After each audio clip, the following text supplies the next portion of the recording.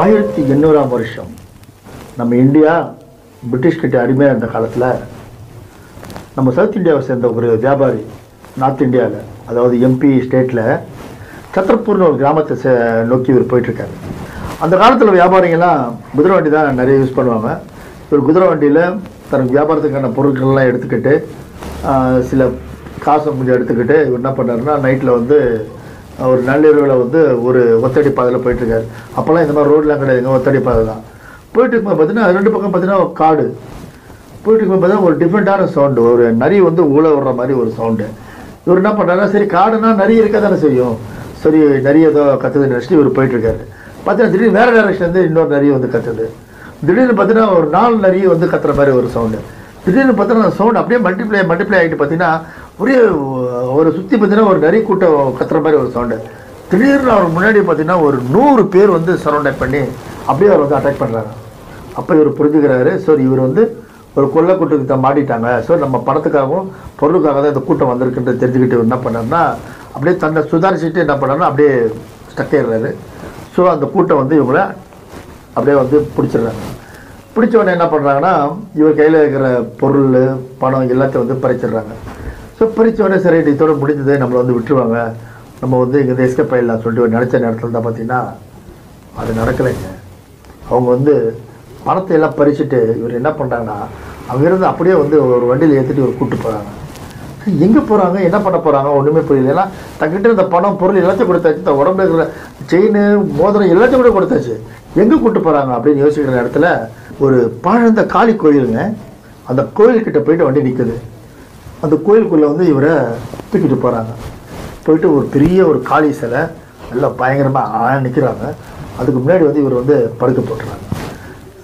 போட்ட உடனே பண்ணால் ஒரு 4 பேர் மொத்தம், 2 பேர் கையை பிடிச்சிக்கிறாங்க, 2 பேர் காலை பிடிச்சிக்கிறாங்க, போட்டு அமைக்கிட்டு இருக்காங்க. அப்போ வந்து பார்த்தீங்கன்னா ஒரு விதமான சவுண்டு வந்து இவங்க வந்து கொடுக்குறாங்க. இந்த கும்பல்லாம் சேர்ந்து ஓ அப்படின்ற மாதிரி ஒரு சவுண்டு கொடுக்குறாங்க. அவங்களுடைய கோட் வேர்ட் மாதிரி இருக்குது அந்த சவுண்டு. அந்த சவுண்டு கேட்டோன்னே பார்த்தீங்கன்னா எல்லாரும் கத்த ஆரம்பிக்கிறாங்க. எல்லாம் கத்த ஆரம்பிச்சோன்னு பார்த்தீங்கன்னா இங்கிருந்து ஒருத்தர் வந்து பார்த்தீங்கன்னா குதிரையில் வந்து வேகமாக டக்குன்னு வராரு. இந்த சவுண்டு மட்டும் கேட்குது. அந்த குதிரை வந்து இந்த ஸ்பாட்டில் வந்து நிற்குது. நின்னவுடனே அதுலேருந்து ஒருத்தர் இறங்கி நடந்து வராரு. நடந்து வர பார்த்தோன்னா அவருக்கு எல்லாமே வந்து பாதை விடுறாங்க. அவர் உள்ளே வராரு. உள்ளே வந்தோடனே பார்த்தீங்கன்னா நேராக இவர் பிடிச்சிருக்காங்க இல்லையா, இவர்கிட்ட வர வந்தவுடனே அவர் என்ன பண்ணுறாரு, இவர் ஒரு பாஷையில் வந்து ஏதோ ஒரு செய்கை பாஷையில் வந்து ஏதோ ஒரு காட்டுறாரு. காட்டின உடனே பார்த்தீங்கன்னா எல்லாமே கொஞ்சம் ஃப்ரீ பண்ணுறாங்க. இவர் என்ன பண்ணுறாருன்னா இவர்கிட்ட வந்து ஒரு எல்லோ கலரில் கிளாத்து வந்து மறைச்சி வச்சுருக்காரு. அந்த கிளாத்தை எடுக்கிறாரு. அந்த கிளாத்தில் பார்த்தீங்கன்னா ஒரு பதக்கம் இருக்குது. ஸோ அப்படியே ட்விஸ்ட் பண்ணி என்ன பண்ணுறேன்னா அப்படியே கழுத்தில் வச்சு ஒரு இருக்கிறார். இருக்கிட்டு அந்த பதக்கம் இருக்குது இல்லையா, அது கரெக்டாக இங்கே போடணும் அட்டாக் பண்ணோன்னே என்ன பண்ணோன்னா அது ஸ்பாட்லேயே வந்து. ஸோ இது வந்து அந்த நாட்டில் அந்த ஏரியாவில் நடக்கிற முதல் கொலை இல்லைங்க. இந்த மாதிரி வந்து ஏற்கனவே பல கொலைகள் வந்து நடந்திருக்கு. ஸோ இதெல்லாம் யார் பண்ணுறா, இந்த கேங் என்ன கேங் சொல்லிட்டு ஒரு பெரிய ஒரு இன்வெஸ்டிகேஷனே வந்து நடக்குது. அன்றைக்கி இருந்த பிரிட்டிஷ் காலத்துக்கு வந்து இது ஒரு பெரிய சவாலாகவே இருக்குது. அப்போ என்ன பண்ணுறாங்கன்னா இதை இன்வெஸ்டிகேட் பண்ணுறதுக்காகவே ஒரு குழுவை வந்து அமைக்கிறாங்க. அதுக்கு வந்து ஹெட்டாக வந்து ஒரு இன்ஸ்பெக்டர் வர்றாரு. அவர் பேர் வில்லியம் ஸ்லீமன். இந்த வில்லியம் ஸ்லீமன் என்ன பண்ணுறாருன்னா இதை பற்றி ஃபுல்லாக இன்வெஸ்டிகேட் பண்ணும்போது ஒன்று மட்டும் நல்லா புரிஞ்சுக்கிறாரு. இது வந்து பார்த்திங்கன்னா முழுக்க ஆண்களை, அதாவது வியாபார நோக்கத்தோடு போகிற ஆண்களை இந்த பணத்தோடையும் இந்த பொருளோட போகிறாங்க இல்லையா, அவங்கள மட்டும் குறி வச்சு செய்கிறாங்க. ஸோ இது வந்து பார்த்திங்கன்னா பணத்துக்காக செய்யப்படுற கொலை அப்படின்ட்டு ஒரு முடிவுக்கு வர்றாரு. முடிவுக்கு வந்து என்ன பண்ணுறாருன்னா வியாபாரியாக என்ன பண்ணுறாருன்னா மறைஞ்சிட்டு ஒரு நாள் என்ன பண்ணுறாருன்னா ஒரு டீமோடு இவர் போகிறாரு. ஸோ இவர் வந்து ஒரு வியாபாரி மாதிரி மாறுவேஷம் போட்டு இவர் போயிட்டுருக்காரு. இவர் போகும்போது பார்த்தீங்கன்னா இவர் முன்னாடி 2 பேர் பின்னாடி 2 பேர் வந்து வராங்க. ஒரு வியாபாரி மாதிரி வந்துட்டுருக்காங்க. திடீர்னு ஒரு பர்டிகுலர் ஸ்பாட் வரும்போது வந்து இவரை வந்து அதேமாதிரி வந்து ஒரு சவுண்டு கொடுக்குறாங்க. பார்த்தீங்கன்னா அப்படியே அங்கங்கே ஒரு 2 பேராக வந்து அப்படியே ஜாயின் ஆகிறாங்க. ஒரு பர்டிகுலர் இவர் வந்து ஒரு அலர்ட்டாக தான் இருக்கார். ஆனால் இவர் தனியாக தான் போயிட்டுருக்காரு, ஒரு அலர்ட்டாக தான் போயிட்டுருக்காரு. ஒரு பர்டிகுலர் ஸ்பாட் வந்து என்ன பண்ணுறாங்கன்னா இந்த கும்பல் அப்படியே சேர்ந்து என்ன பண்ணுறாங்கன்னா இவர் வந்து அட்டாக் பண்ணிடுறாங்க. ஸோ இவர் புரிஞ்சுக்கிறார், ஸோ இதுதான் இந்த சம்மந்தப்பட்ட கும்பல் தெரிஞ்சவொடனே அட்டாக் பண்ணிடுறாங்க. அட்டாக் பண்ணி பிடிச்சி வந்து இவர் வந்து மடிக்க வச்சுட்டு அதே மாதிரி வந்து இவர் கையில் இருக்கிறப்ப இவர் சில பொருள்லாம் எடுத்துகிட்டு போகிறார் இல்லையா வியாபாரி மாதிரி. ஸோ அந்த பொருள்லாம் வந்து பறிச்சிடுறாங்க. பறிச்சுட்டு வந்து இவர் வந்து அங்கேருந்து கடத்திட்டு அதே மாதிரி கோயிலுக்கு போகிறாங்க. அந்த நேரத்தில் வந்து சுற்றி மறைஞ்சிருக்கிற போலீஸ் வந்து அப்படியே வந்து எல்லாருமே அட்டாக் பண்ணி எல்லோரும் பிடிக்க பார்க்குறாங்க. ஒரு பெரிய ஸ்ட்ரகிள் நடக்குது. ஸோ போலீஸ் வந்து அங்கே இந்த கொள்ளைக்காரங்களை வந்து நிறைய பேர் வந்து பிடிச்சிடுறாங்க. பட் ஆனால் அந்த தலைவனை பிடிக்க முடியல, அவர் எஸ்கேப். ஸோ இவங்களுக்கு வந்து மறுபடியும் பார்த்தீங்கன்னா பெரிய சவாலாக இருக்குது. ஏன்னா இவர் எஸ்கேப் ஆகிட்டார் இல்லையா, மறுபடியும் வந்து இது வந்து தொடருமே, ஸோ இவன் எப்படி பிடிக்கலாம் அப்படின்னு சொல்லிட்டு பல விதமாக ட்ரை பண்ணுறாங்க. அதுக்கப்புறம் பார்த்தீங்கன்னா அந்த ஊரில் அந்த கொள்ளைக்காரனை பார்க்க முடியல. சரி இவன் எங்கே போயிருப்பான், இருக்கிறானா இல்லை இறந்துட்டானா, இவன் யார் என்னன்னு தெரியாமல் வந்து இவங்க வந்து ரொம்ப குழம்பு போய் வந்து இன்வெஸ்டிகேட் பண்ணிட்டு இருக்காங்க. திடீர்னு பார்த்தீங்கன்னா டெல்லியில் வந்து இதே மாதிரி ஒரு சம்பவம், ஹரியானாவில் இதே மாதிரி ஒரு சம்பவம் நடக்குது. இந்த எல்லா இடங்கள்லையும் பார்த்தீங்கன்னா இதே மாதிரி கொள்ளைகள். ஸோ இங்கேருந்து தப்பிச்சு போன அதே கொள்ளைக்காரன் தான் வந்து இந்த மாதிரி இடங்களில் வந்து நடத்துகிறான் அப்படின்றது வந்து உங்களுக்கு தெரிய வருது. இப்படி தேடப்பட்ட அந்த தலைவன் கடைசியில் எப்போ பிடிப்பட்டான்னு தெரியுமா, 1840. அப்போ அவனுக்கு என்ன வயசு தெரியுமா, 75 வயசு. அப்படி அவனை அரெஸ்ட் பண்ணப்பறம் தான் வந்து அவனை பற்றியான திடுக்கும் பல தகவல்கள் வெளியே வருது. இந்த மாதிரி கொள்ளைகள் நடத்துகிற இந்த கேங்கோட பேர் வந்து தக்.